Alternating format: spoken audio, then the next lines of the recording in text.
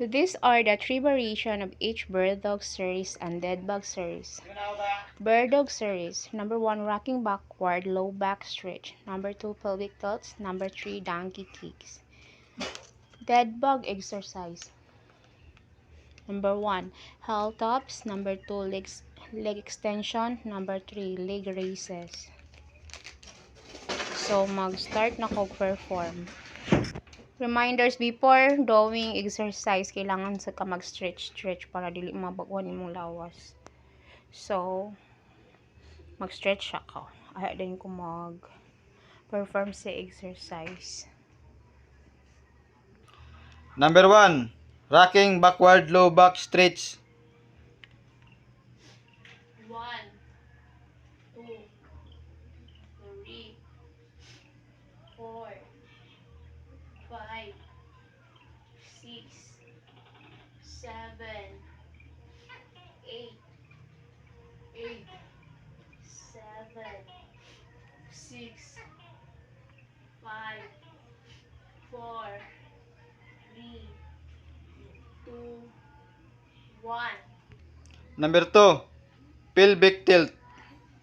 1, 2, 3, 4, 5, 6, 7, 8, 8, 7, 6, 5, 4, 3, 2, 1.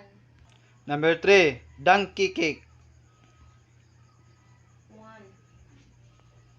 2, 3, 4, 5, 6, 7, 8, 8, 7, 6, 5,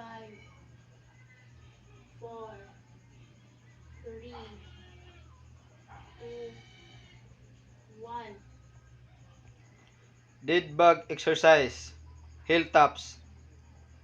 1, 2, 3, 4, 5, 6, 7, 8, 8, 7, 6, 5, 4, 3, 2, 1. Number 2, leg extension. 1, 2, 3, 4, 5, 6, 7, 8, 8, 7, 6, 5, 4, 3, 2, 1. Number 3, leg raises. 1, 2, 3, 4, 5,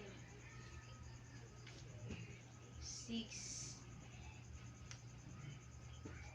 7,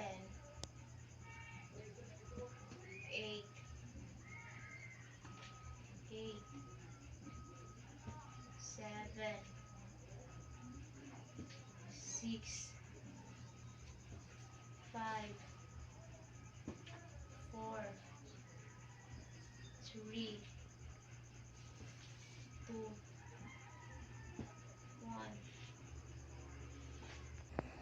So, I'm done doing the two kinds of exercise, which is the bird dog exercise and the dead bug exercise. Medyo ano jud siya. Nitulo na jud akong singot.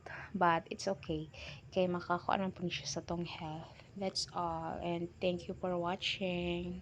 Bye-bye.